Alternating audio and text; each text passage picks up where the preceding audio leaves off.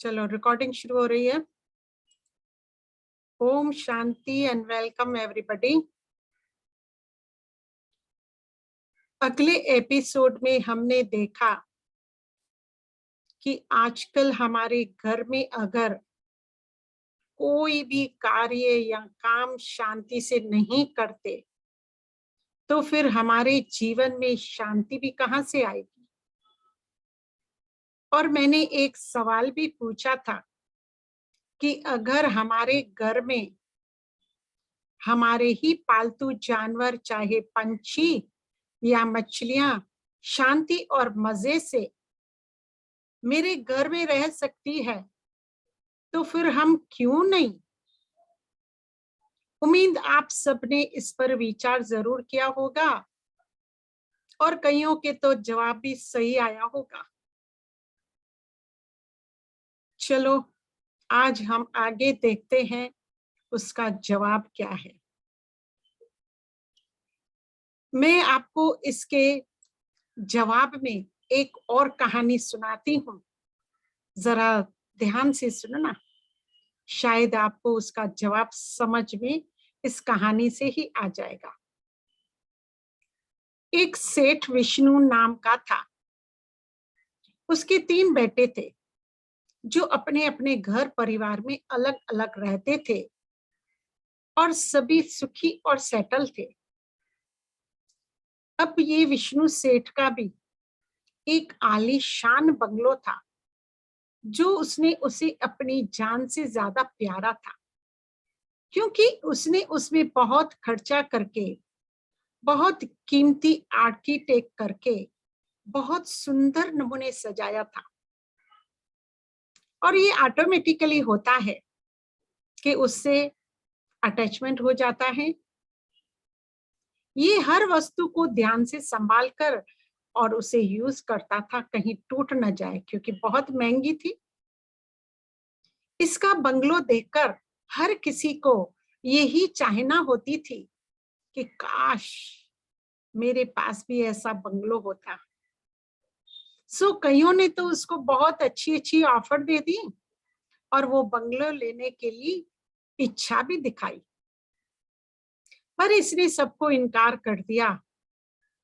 अब तो उसे उससे और ही ज्यादा अटैचमेंट होने लगा अपने बंगलो से। एक बार क्या हुआ था, वो अपने धर्म पत्नी के साथ 7 दिन के लिए आउट ऑफ स्टेशन घूमने गया और जब वापस आया और जैसे ही घर की लाइट जलाई तो शॉर्ट सर्किट के कारण उसमें आग लग गई। सारे घर के मेंबर तुरंत ही बाहर आ गए और इसने अपने बच्चों को भी फोन करके इतला किया। अब बंगलों में आग की लपटें इतनी जल्दी फैल रही थी, उसको देखकर इसकी तो आंखों में ही जैसे आंसू आने लगे। बट नेचुरल है, उसके दिल की धड़कन भी बहुत जोर जोर से बढ़ गई। उसके हाथ और पांव दोनों सुन्न होकर कांपने लगे। वो बैलेंस भी नहीं कर पा रहा था, तो उसकी धर्म पत्नी ने उनको संभाला और आसपास के तो 1000 लोग इकट्ठा होने लगे। सभी को तो तमाशा लग रहा था, आपस में बातें भी करने लगे, पर बेचारा विष्णु सेठ के सामने तो सिर्फ अंधकार ही अंधकार था, क्योंकि उसका उस बंगलो से इतना अटैचमेंट था। इसलिए उसको आग की लपटों में देखते ही बहुत दुखी भी होने लगा। इतने में उसका बड़ा बेटा दौड़ता दौड़ता वहां पहुंचा और वो अपने पिता के कानों में कुछ धीरे से कह रहा था, पिताजी आप चिंता मत करो, बेफिक्र रहो, ये मकान और ये बंगलो मैंने कल ही किसी बड़े सेठ को बेच दिया है। उसने मुझे बहुत बड़ी ऑफर दी, इसलिए मैंने सौदा पक्का कर लिया और आपको बताने का टाइम ही नहीं मिला। सोचा जब आप कल वापस आओगे तो मैं आपको ये खुशखबरी पर्सनली सुनाऊंगा। बस ये समाचार सुनते ही विष्णु सेठ के चेहरे पर थोड़ी खुशी दिखी और मेहरबानी करने लगा ऊपर वाले की।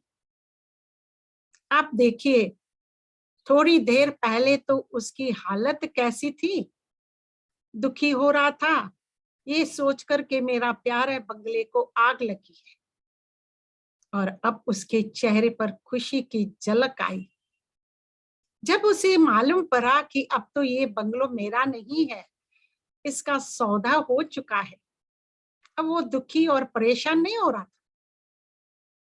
अब आग भी इतनी भर गई थी कि उसका बचना भी बहुत मुश्किल दिख रहा था। इतने में उसका मंझला बेटा भी वहां दौड़ता दौड़ता पहुंच गया, और क्या देख रहा है कि उसका पिताजी तो मुस्कुराकर खुश होकर अपने ही बंगले को, जो उसकी जान से भी प्यारा है, उसे आग में जलता हुआ देख खड़े खड़े तमाशा देख रहा है। उसको थोड़ा आश्चर्य तो हुआ। उसने अपने पिताजी से कहा, पिताजी आप ये क्या कर रहे हो? आप भी औरों की तरह तमाशा देख रहे हो? अपने ही बंगले को जलते हुए भी आप खुश लग रहे हो? क्या आपको इसका थोड़ा भी दुख नहीं हो रहा है कि अपना सुंदर प्यारा बंगलो आग में जल रहा है? पिताजी ने मुस्कुराकर अपने बेटे को कहा, बच्चे, क्या आपको आपके बड़े भाई ने नहीं बताया कि ये बंगलो अब हमारा नहीं है? उसका सौदा कल ही हो गया है। उसके बेटे ने कहा, पिताजी मुझे भी मालूम है, लेकिन हमने तो सिर्फ एडवांस पेमेंट टोकन ही दिया है, हमारी फुल पेमेंट हमने नहीं ली है।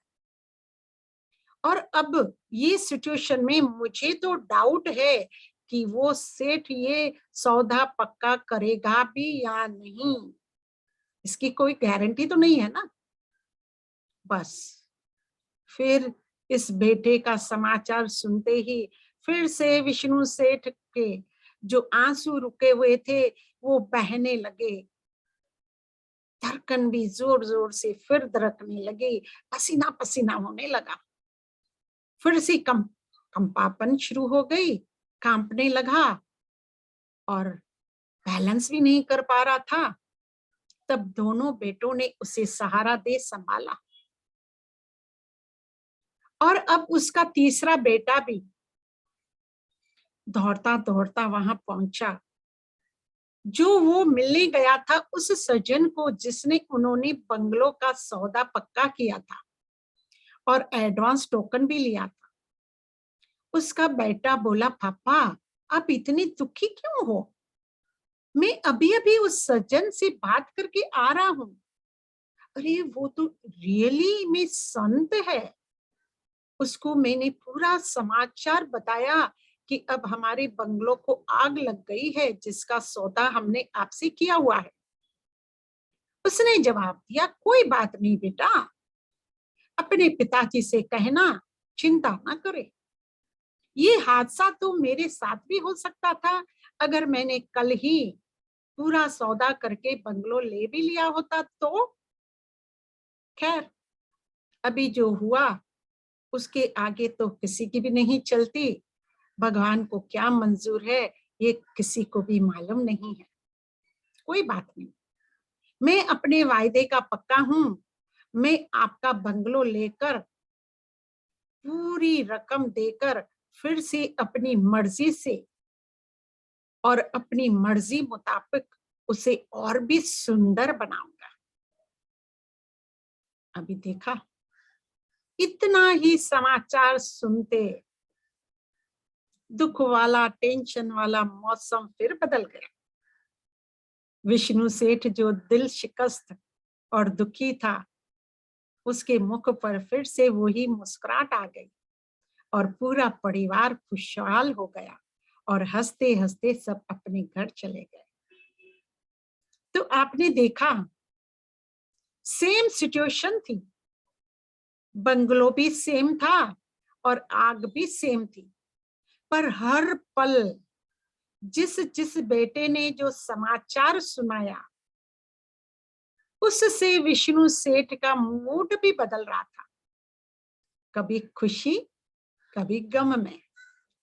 पहले अपने बंगलो से अटैचमेंट था, और वो मेरा सुंदर बंगलो है तो अभिमान भी था। पर जब उसे आग लग गई तो सारा संसार ही बदल गया।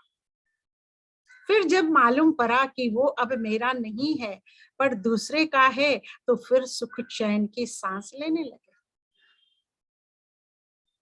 इस स्टोरी से आपने कुछ थोड़ा समझा होगा। अब सेम ही सिचुएशन आपको मालूम हो 1940 इयर्स में हुए थी, जब थॉमस एडिसन की फैक्ट्री वाज बर्न्ड। आपको मालूम है what was his statement at that time? मैं 1914 की बात कर रही हूँ। उसने कहा, all my mistakes are burned now, I will start all over again tomorrow. कितना फर्क है! इतनी ऊंची और पॉजिटिव एटीट्यूड थी उसकी ऊंची सोच थी, और सचमुच उसने 6 महीने में ही अपनी फैक्ट्री फिर से खड़ी कर दी। This is called really spiritual blessed people. Problem तो आती ही रहेगी, पर उस वक्त अगर हौसला सलामत रहेगा तो सॉल्यूशन मिल जाएगा। कहा गया है, रख हौसला वो मंजिल भी आएगा, प्यासे के पास चलकर समुद्र भी आएगा। थक कर ना बैठ ए मंजिल के मुसाफिर, मंजिल भी मिलेगी और जीने का मजा भी आएगा। ये सारा खेल है अटैचमेंट और डिटैचमेंट का। जब मैं उस बंगलो का मालिक था तो दुख भी हुआ, परेशानी भी आई, हार्ट बीट भी बढ़ गई, आंसू भी बैलेंस नहीं कर पाया, वो भी धर धर कर कर बहने लगे, और दुख के बादल जैसे घन घोर अंधकार के रूप में आकर विष्णु सेठ को तो कुछ भी दिखाई नहीं दिया। और जब वो मेरा नहीं है तो चेहरे पर फिर से खुशी छा गई। बस यही कहानी है हम सबकी। हम अपने घरों से, वस्तुओं से इतना तो अटैच हैं, और अगर वहां कुछ भी गलत हुआ, थोड़ा भी नीचे ऊपर हुआ, तो फिर हमारे भी 24 घंटों में 36 मूड हमारी बदलती रहती है। आप काउंट करना, जिस मिनट मिनट में जैसी जैसी न्यूज मिलती है वैसा वैसा मेरा मूड बदलता रहता है। हमारे घर में ही अगर मछली या फिर हम कोई भी पालतू जानवर घरों में रखते हैं, तो उन सबको हमसे कोई प्रॉब्लम नहीं है कि हम कौन से कलर के कर्टेन बनाते हैं, सोफा कहाँ रख रहे हैं, हम क्या बोल रहे हैं, हम किधर जा रहे हैं, क्या खा रहे हैं, कब सो रहे हैं, कब उठ रहे हैं। इन सब में कोई भी प्रॉब्लम नहीं है, और वो हमारे कामों में कभी भी इंटरफेयर नहीं करते। वो तो बस हमारे ही घर में हमारा ही दिया हुआ खाकर खुश होते हैं। हमारी भी प्रॉब्लम है कि हर कोई मेरी ही मर्जी से चले, मेरी मर्जी का कलर पसंद करे। घर में अगर कर्टेन पसंद करना हो तो जो मैं कलर कह रहा हूं ना, वो ही लगाए, मेरा ही सिर्फ कहना माने, मेरी ही पर्सनालिटी अच्छी मानी जाए, मेरी ड्रेस सबको सबसे अच्छी लगनी चाहिए, मेरे घर परिवार सबसे सुखी हो, मेरी हेल्थ वेल्थ हैप्पीनेस भी सबसे ज्यादा हो। पूरा दिन सिर्फ मेरा मेरा मेरा ही लगा रहता है। कईयों को तो ऐसी आदत होती है कि हर प्रकार की उनको फैसिलिटी मिलनी चाहिए। और अगर थोड़ी भी बात नीचे ऊपर हो गई तो वो थोड़ी थोड़ी बात में बिगड़ते ही रहते हैं और घर की शांति भी भंग करते रहते हैं। ये तो एक मकड़ी की झाला की तरह ही है, जो हर बार अपनी बनाई हुई जाल में ही फंस जाते हैं।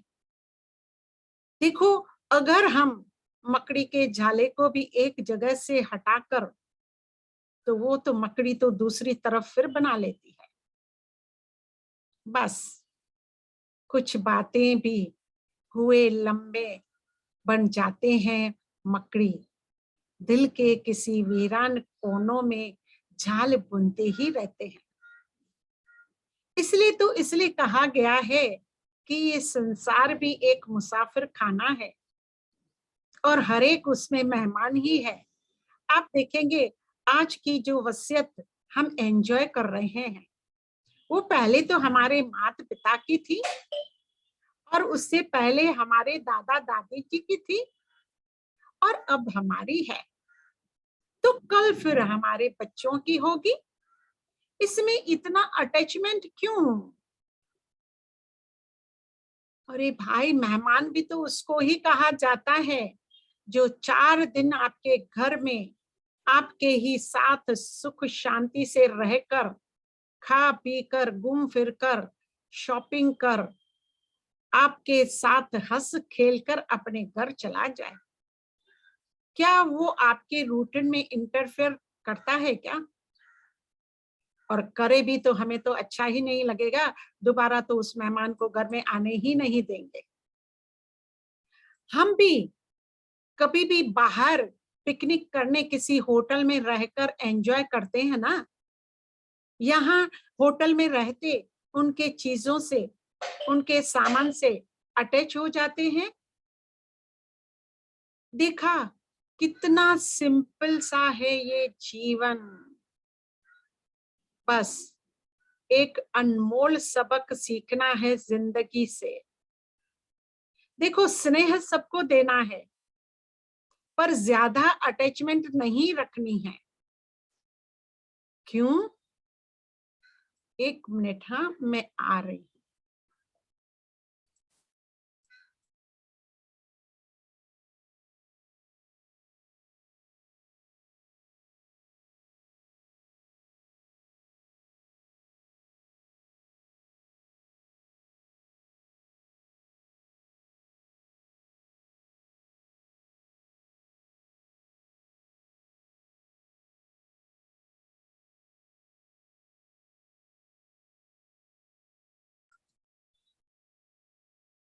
तो आपने कुछ समझा इससे?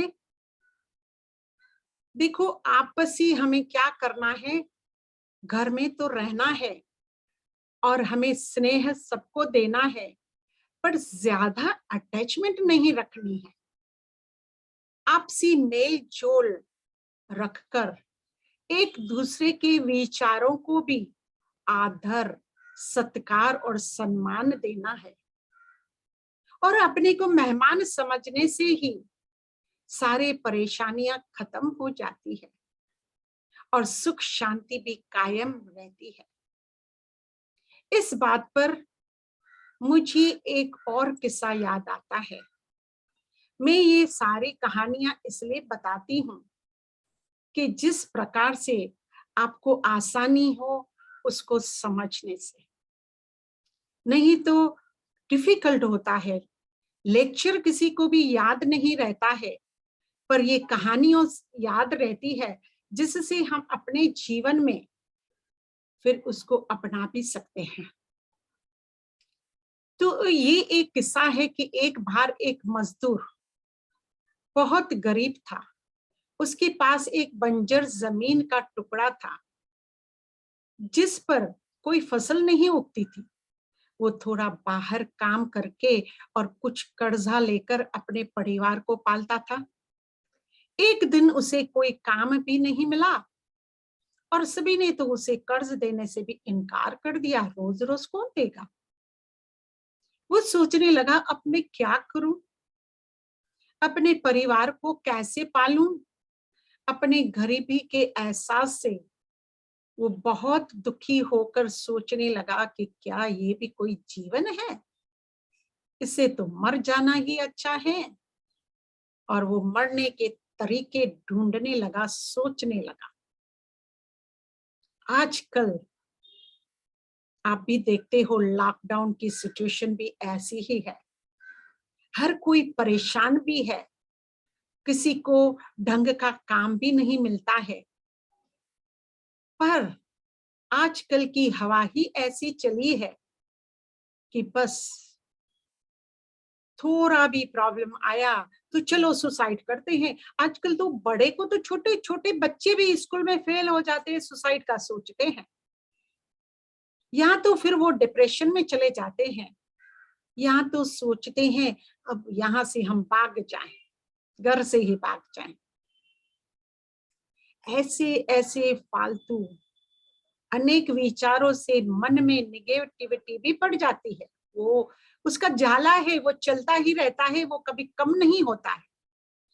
इस निगेटिव विचारों से ज्यादा परेशानी होती है। इसलिए प्लीज, ऐसी कभी भी सिचुएशन आप लोगों के सामने आए तो पॉजिटिव रहिएगा। आज तो मौसम आया है, वो चला भी जाएगा, हमें दुखी नहीं होना है। जो आया है वो जाने के लिए ही तो आया है। पर ऐसे विचार अगर किसी के मन में न भी आए तो प्लीज, कोई भी बड़ा कदम उठाने से पहले मैं आप सबको रिक्वेस्ट करती हूँ, आप किसी की भी सलाह, एडवाइस जरूर लें। शायद उनके पास हमारे ही प्रॉब्लम का कोई अच्छा सॉल्यूशन मिल जाए। अब आपके देखते हैं कि इस मजदूर को कैसे इसके प्रॉब्लम का सॉल्यूशन मिला, क्योंकि ये भी सोच रहा था कि कैसे सुसाइड करूं, किस तरीके से करूं। इन्हीं सोच सोच में वो दुखी होने लगा, और फिर कोई रास्ता भी नहीं दिख रहा था। आसान नहीं है ये सब काम करना। बस इतने में मजदूर ने देखा कि कुछ लोग उसकी तरफ आ रहे हैं। उनके पास आकर उन मजदूर को पूछा, भाई ये जमीन किसकी है? गरीब ने कहा कि ये तो मेरी जमीन है, लेकिन आपको क्या काम है? तब उन्होंने कहा, देखो, हमारे अनुशासन से हमें पता चला है कि इस जमीन के नीचे बहुत तेल है। अगर तुम हमें खुदाई करने दोगे और हमें पता लगाने दोगे, उसके लिए हम तुम्हें थोड़ा भाड़ा भी दे देंगे। उस गरीब ने कहा, वैसे भी ये बंजर जमीन तो कोई काम की नहीं है, आप खुदाई करके मुझे भाड़ा जल्दी से दो। वो पैसे का नाम सुनते ही खुश हो गया। उसके थोड़े पैसे मिले तो थोड़े दिन के लिए घर का गुजारा कर लिया, थोड़े दिन के लिए परेशानी दूर हो गई। अब उन्होंने ड्रिलिंग किया तो पता चला कि सचमुच इस जमीन के नीचे इतना तेल है कि पर दिन 80,000 बैरल तेल निकल सकता है। वो लोग बहुत खुश हुए और इस गरीब से कहने लगे, देखो, अगर तुम हमें ये जमीन बेच दो तो हम तुम्हें लाखों रुपया देंगे। जब उस गरीब के हाथों में पैसे आए तो वो सोचने लगा कि थोड़ी देर पहले मुझे अपनी गरीबी का एहसास हो रहा था, और अपने गरीबी को मैं कोस रहा था, और अपने जीवन को खत्म करने की भी सोच रहा था, क्योंकि मुझे ही पता नहीं था कि जिस जमीन के ऊपर मैं खड़ा हूं उसके नीचे इतना सारा धन है जिसके लिए मैं इधर उधर भटक रहा हूं। ठीक इसी प्रकार आज का हर इंसान स्पिरिचुअल ज्ञान से, स्पिरिचुअल रूप से गरीब है, और इसलिए दुखी होकर सोचता है कि क्या ये भी कोई जीवन है? आखिर जीवन का मतलब क्या है? भगवान ने ये दुनिया बनाई क्यों? और क्यों हमें ऐसी दुनिया में भेजा? ऐसे अनेक फालतू सवाल उसके मन में पैदा होते रहते हैं, क्योंकि वो भी ये नहीं जानता है कि उसके भीतर भी अनंत क्षमता और अनेक शक्तियां छुपी हुई है, जिससे उसका जीवन बहुत सुंदर मधुबन बन सकता है और ये संसार में अपनी शक्तियों से कमाल भी कर सकता है। सिर्फ उसे अपने भीतर जाकर अपनी शक्तियों, क्षमता और ऊर्जा को पहचान कर जीवन में लाने की आवश्यकता है। अंतर जगत की यात्रा करने के लिए आत्मा के यथार्थ स्वरूप का ज्ञान होना बहुत आवश्यक है। अब सवाल उठता है कि हम सभी भी आप सबको बोल रहे हैं कि आप भी इस ब्रह्मा कुमारी राजयोगा का कोर्स कर लीजिए, तो आपके मन में भी पहले यही तरंग उठने लगती होगी, क्या ये राजयोगा कोर्स मेरी कोई मदद कर सकता है? क्या मेरी मुसीबतों का, हालतों का सामना करने का कोई तरीका भी बताएगा? क्या मुझे इससे क्या प्राप्ति होगी? ये कोर्स मैं क्यों करूं? क्या मैं इसे कैसे उपयोग में ला सकता हूं? क्योंकि आज का इंसान कोई भी चीज या काम तभी करने को तैयार होता है जब उससे ये निश्चय हो जाए कि इससे बहुत बड़ी प्राप्ति होगी, तो दौड़ता दौड़ता जल्दी खुद ही आएगा। बिल्कुल सही बात है। आप ये पूरा कोर्स करके खुद ही जज कर सकते हैं कि ये राजयोग का कितना जरूरी है। ये सचमुच एक जादुई छड़ी का काम करता है। आप भी करके देखिए, क्योंकि आजकल हमारे जीवन भी एक युद्ध के मैदान की तरह है, जहां रोज रोज कुछ न कुछ नई नई परेशानियां, नई नई मुसीबतें पैदा होती ही रहती है, जिसका सामना हर किसी को करना ही पड़ता है, हर वक्त युक्त करनी पड़ती है।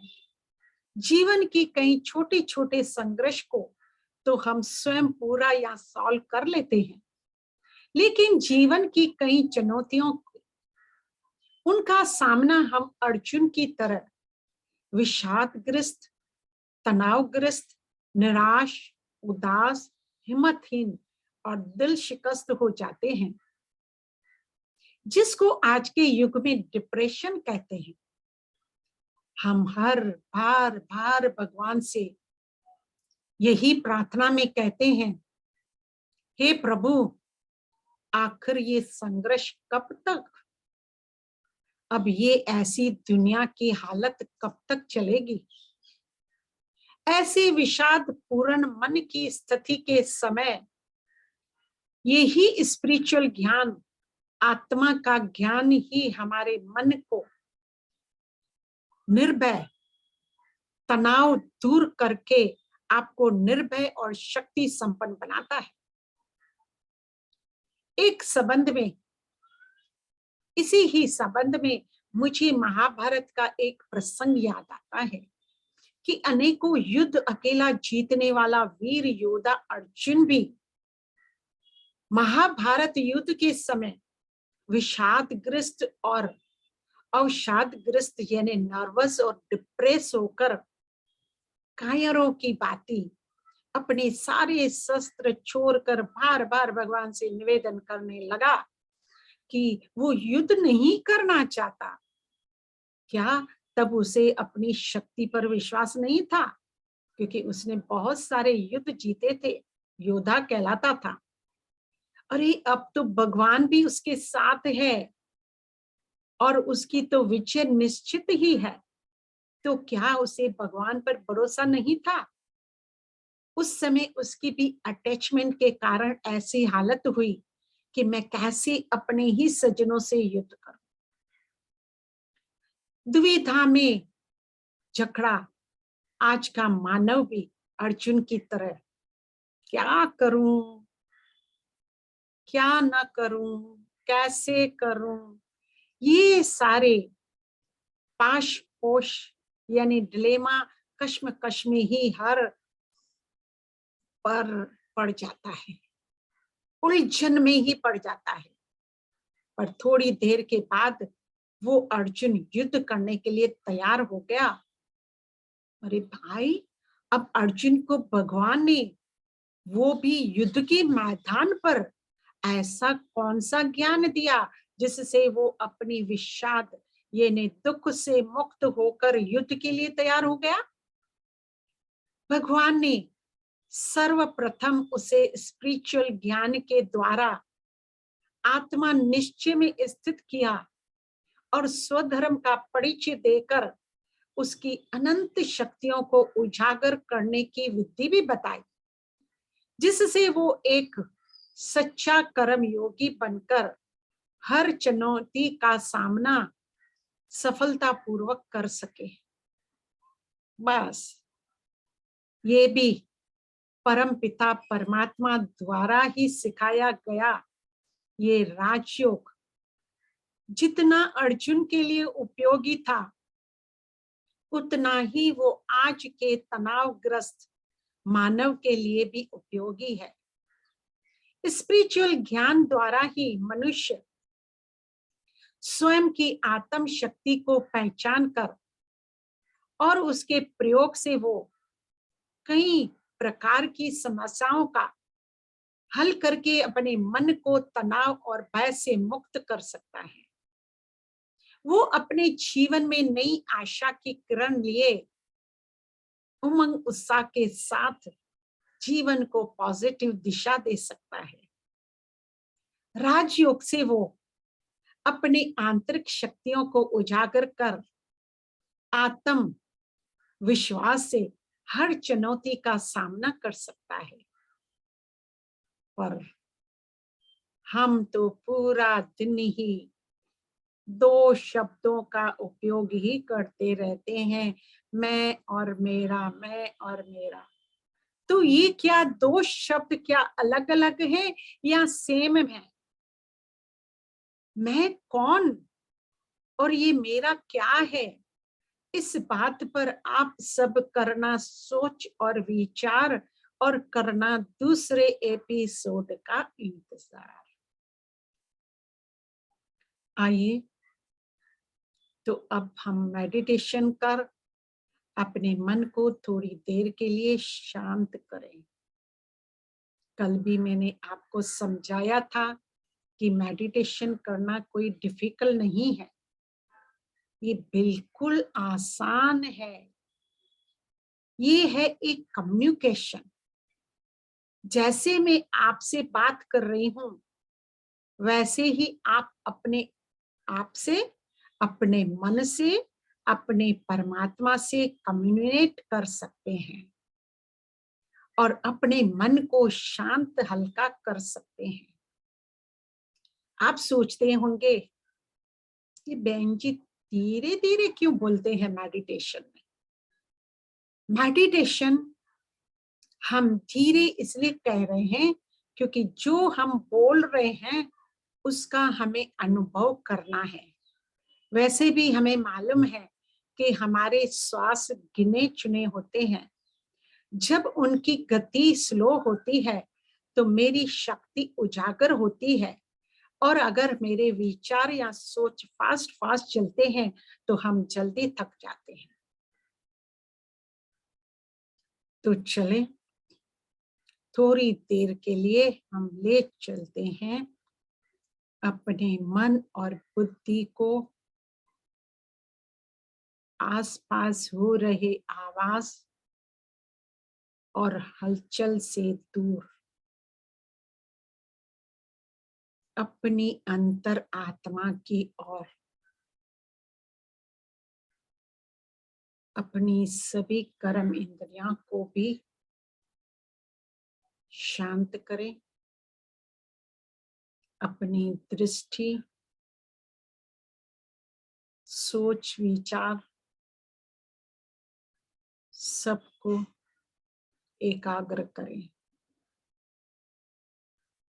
कहीं पर भी हो, बस हलचल न हो। मन के विचारों को थोड़ी देर के लिए शांत और एकाग्र करें, उनको नई दिशा दें, क्योंकि वो सदैव चलता ही रहता है। वैसे हमें भी बाहर की आवाज तो हर रोज इन कानों से सुनते हैं और मन भी वहां भटकता ही रहता है। लेकिन अब थोड़ी देर के लिए हम अपने अंतर आत्मा की आवाज को सुने। आपका सोच जैसे जैसे स्लो गति से चलेगा, आप उसका आवाज सुन पाओगे। हमें मन के विचारों को दमन नहीं करना है, लेकिन सुमन करना है, चैनलाइज करना है, उससे नए विचार, नई दशा देनी है। क्योंकि उसमें ही पूरा ही संसार भरा पड़ा है। पूरा दिन ही सिर्फ मैं और मेरा मेरा की आवाज चलती ही रहती है। अब प्यार से अपने मन को समझाइए कि मैं यहाँ तो निमित्त हूँ, थोड़े दिन के लिए मेहमान हूँ। इस घर परिवार की पालना की भी मैं निमित्त हूँ। ये सारी वस्तु, महल, मारी, ज्वेलरी, जो भी दिया है वो प्रभु की दी हुई देन है, जिसकी मैं निमित्त बन संभाल कर रही हूँ। हम सब आपस में स्नेह पूर्वक मिलजुल कर आपसी मतभेद को छोड़ एकता के सूत्र में साथ साथ सुख शांति से रहेंगे। मेरा प्यार स्नेह सभी से बना रहे, सिर्फ मेरी अटैचमेंट किसी से भी नहीं है। मैं बिल्कुल डिटैच हूं। मैं निमित्त और साक्षी भाव से घर परिवार का ख्याल रखूंगी, जैसे उनको कोई भी असुविधा न हो। ऐसे ऐसे पॉजिटिव विचार करते करते अब मेरा मन शांत हो गया है। इस शांति को थोड़ी देर के लिए स्वयं अनुभव करें और इस शांति के वाइब्रेशन को आपके आसपास आपको एक शांति का ऑरा भी दिखाई देगा। हम धीरे धीरे इस शांति के ऑरे के किरणें को आसपास फैलाए और चारों तरफ शांति का वायुमंडल वाइब्रेशन बन जाएगा। अब मेरा मन बिल्कुल शांत हो गया है। आसपास का वातावरण भी शांत हो गया है।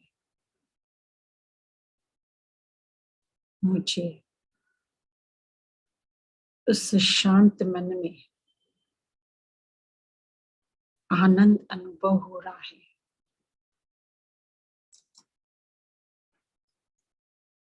ओम शांति शांति शांति।